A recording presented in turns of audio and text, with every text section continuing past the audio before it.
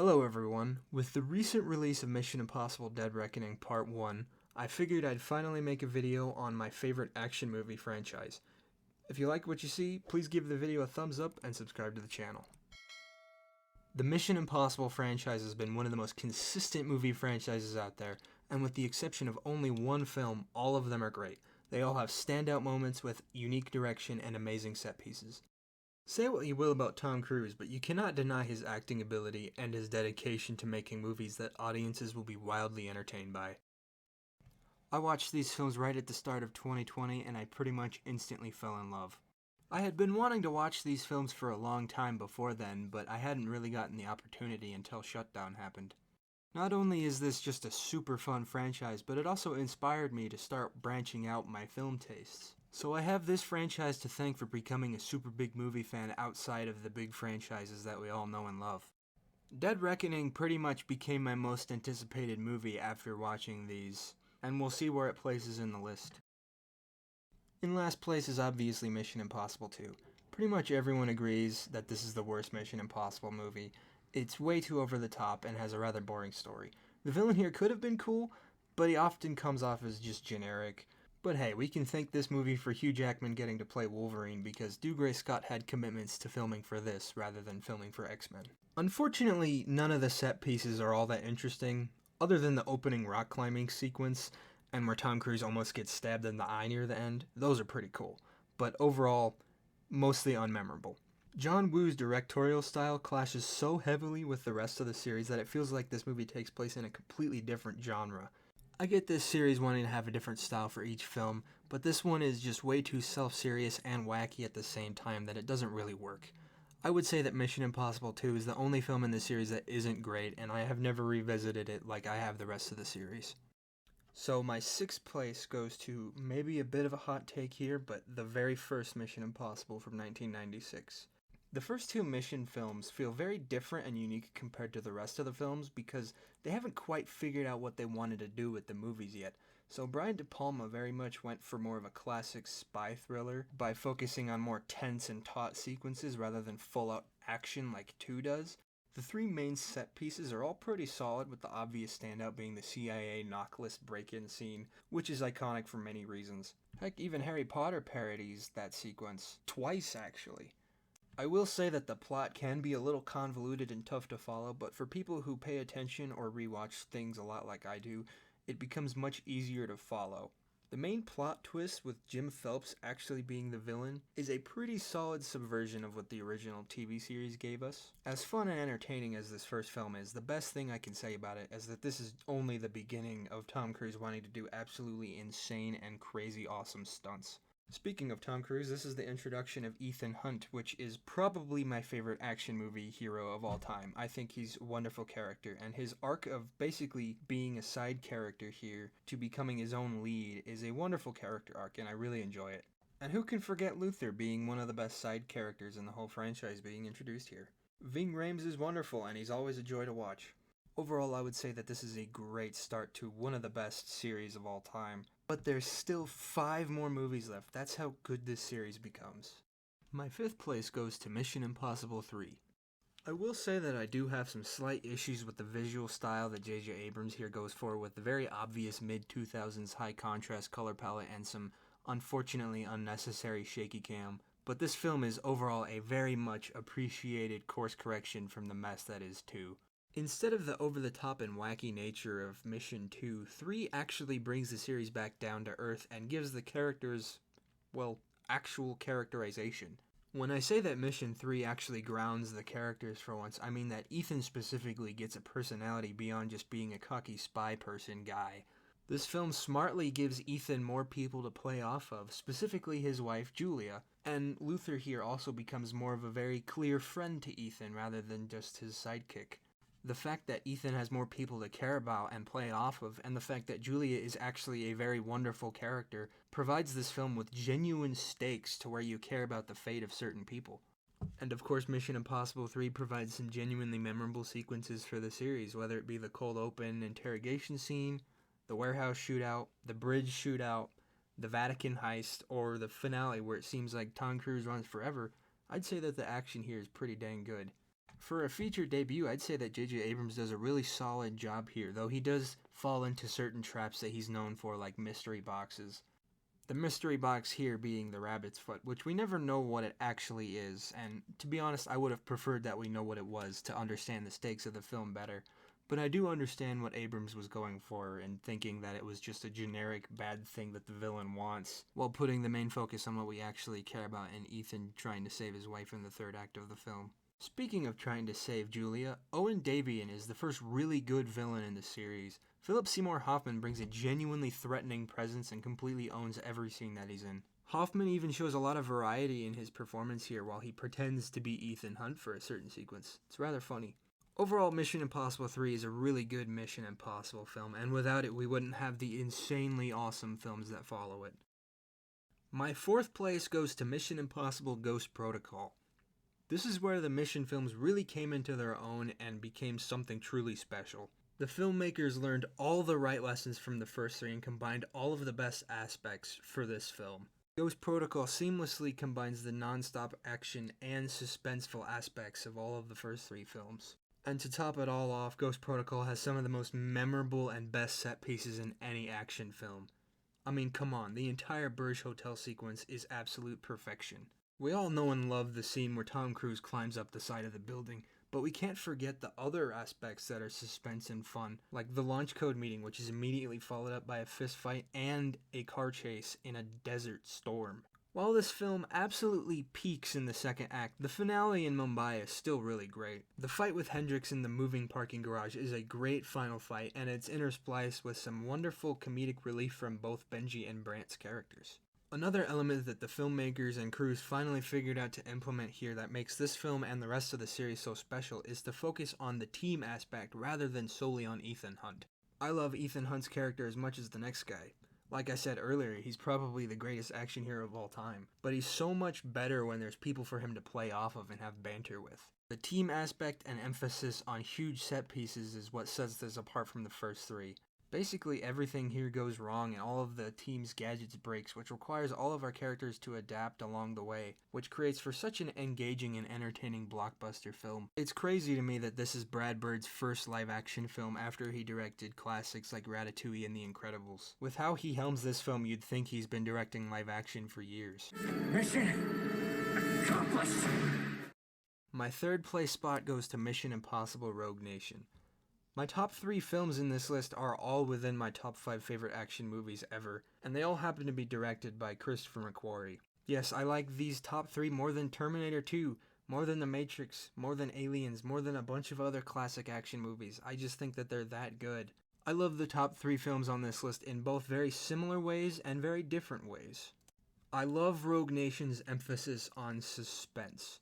Based on just pure suspense building, this is probably the best Mission film. Action here is obviously incredible, but the build-up to certain sequences and the execution of the tension is absolute peak filmmaking. Rogue Nation continues everything that they did great in Ghost Protocol with the team aspect and set pieces, while also introducing one of the best characters with Ilsa Faust and maybe the best villain of the series with Solomon Lane.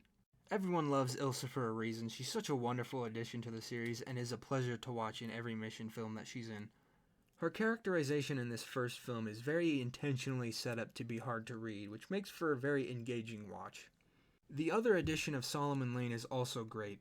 He doesn't get too much screen time, but he leaves a big impact. The best thing I can say about Lane as a villain is that he's very much the Moriarty to Ethan Hunt's Sherlock. He's always one step ahead of him, which creates for a very fun twist with Ethan basically going completely nuts trying to catch him. The addition of Alec Baldwin is also a genuine surprise here, because he's really good, and he also says one of the best lines in maybe cinema history ever. There is no secret he cannot extract, no security he cannot breach, no person he cannot become. He has most likely anticipated this very conversation and is waiting to strike in whatever direction we move. Sir, Hunt is the living manifestation of destiny, and he has made you his mission. Okay, now on to the set pieces, which is what we mainly care about. This movie starts off with one of the most insane stunts ever filmed with Tom Cruise hanging off the side of a freaking airplane. The opera sequence is an absolute masterclass of suspense filmmaking. It's a nearly 20-minute sequence and continuously rises with tension and never lets up. I would say similar to Ghost Protocol, this film also peaks in the second act, but I would also say that the third act in Rogue Nation is much more personal, which makes it a bit more interesting in my opinion. The middle section of this film features another masterclass sequence of suspense with the water tank heist where Tom Cruise holds his breath for an insanely long time, which is immediately followed up by one of the best car and motorcycle chases that I've ever seen. And as I said earlier, the finale here is a far more personal affair for Ethan in comparison to the rest of the series. It still has great fights and action, but really what sets it apart is the personal stakes of Ethan trying to save Benji and also catch Lane. I absolutely adore Rogue Nation, and it's one of my favorite action films that I've ever seen. And yet we still have 2 films to go. That's how good this series is. My runner-up will be going to Mission Impossible Dead Reckoning Part 1. The wait for this movie was really long, but oh so worth it. This had been my most anticipated movie since Avengers Endgame. Yep, even more than Spider-Man No Way Home, Multiverse of Madness, Guardians of the Galaxy 3, even Dune Part 2, more than any other movie since Endgame. My expectations and hype were through the roof, and they somehow managed to completely meet my expectations. Dead Reckoning Part 1 is everything you want in an action film. It doesn't quite top my number 1 spot, and to be honest, I don't think Dead Reckoning Part 2 will either, but that's perfectly fine because this movie is an action masterpiece in its own right and is special in many different reasons. It somehow manages to raise the stakes from Fallout without feeling repetitive. It has a ton of moving parts that lesser filmmakers would have easily fumbled, and it more than delivers the good with spectacular set pieces. This film is both timely and timeless with its depiction of AI. McQuarrie and crew were really thinking ahead when planning out this film before today's state of AI discussions. This is also the first Mission Impossible film I was able to see in theaters, and I've taken full advantage of it by seeing it 4 times. It is now the movie I've seen the most in theaters. As I said a bit earlier, this film could have been really convoluted and messy with lesser filmmakers, but as YouTuber Sean Chandler pointed out, he talked about the structure of the film being rather simple. It's only built around 5 sections with bridging scenes in between. First, there's the prologue, which is the most varied as far as the scene structures go, which leads up to the opening credits. And I also think it's the longest opening section of the series. It's like 20-something minutes long. After the opening credits, we have a very long and suspenseful sequence at the Abu Dhabi airport, which introduces many playing characters like Gabriel, Paris, and Grace. Right after the airport sequence, we have a very long and exciting sequence that takes place in Rome, which is followed up by a chase and multiple fight sequences in Venice, which concludes in an absolutely incredible finale on the Orient Express. The simple structure of this film complements the more complicated nature of the plot, and it makes everything make sense and flow really well. The new characters in Mission films are always highlights, and this film is no exception. Specifically the new character Grace, who pops off the screen with charisma, and Hayley Atwell's chemistry with Tom Cruise is absolutely fantastic. And Pom Klementieff, who everyone might know as Mantis from Guardians of the Galaxy, is also a wonderful addition, even though she doesn't say all that much. As far as Esai Morales' character Gabriel, I want to see more of what they do with him in Part 2, specifically with his backstory and motivations for helping the Entity AI, but he is a pretty solid villain with terrific screen presence. And to top off an exquisitely crafted action film with great new characters and amazing action sequences, this film is both distinctly a Part 1, but also leaves the audience satisfied with telling this story arc so well. It reminds me heavily of how Infinity War is distinctly a Part 1 to Endgame, but also tells a satisfying story in its own right. The only disappointments I have with this film is that we have to wait a year or more depending on how the strikes go out for Part 2, and that they didn't utilize the IMAX ratios despite filming many sequences in IMAX. I absolutely adore Dead Reckoning Part 1 and is quite easily my favorite movie of 2023 so far. This all leads us to number 1, and it couldn't be anything other than Mission Impossible Fallout. This is my favorite action movie of all time and is one of my top 5 favorite movies ever. Pretty much everything about this movie is perfect. Every action set piece is top class, every character is handled so well, the story is compelling with a nice emotional punch in the final act as well. Lauren Balfe's score might just be my favorite movie score. There is simply nothing I can think of that can bring this movie down. Normally when I rewatch an action movie relentlessly, the charm of the action may wear off a bit, but not with this movie or the top 3 of this list in general. But if anything, every time I rewatch this film, I gain more appreciation for it and it gets more intense. From the very first second of this film, it is intense, edge-of-your-seat entertainment. For a more general view of this film, this movie kind of acts as a part 2 to Rogue Nation. Honestly, you could probably name this Rogue Nation Part 2 and nothing would need to change. It continues the story arc of Solomon Lane and the Syndicate, which is now known as the Apostles since they've broken up. And this film contains the standard Mission Impossible MacGuffins, in this case, plutonium cores. The first scene involving these plutonium cores is a tense exchange sequence which sets the tone of the film along with Ethan Hunt as a character.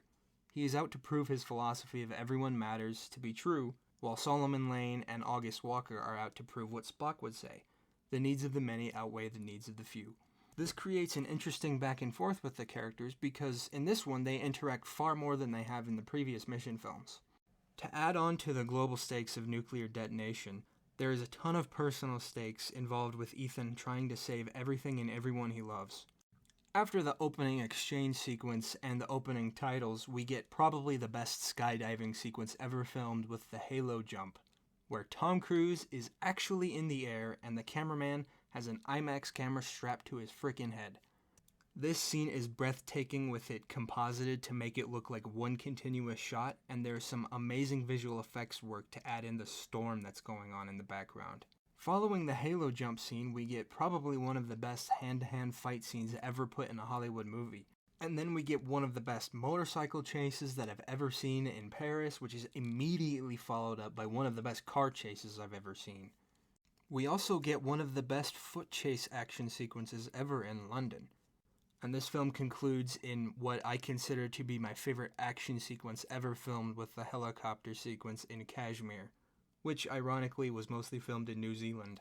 Every shot in this scene is breathtaking, every moment is intense, the editing is fantastic, going back and forth between what Ethan's doing and what Ilsa and Benji are doing, and by the end you feel like you can finally take a breath after being so tense for so long.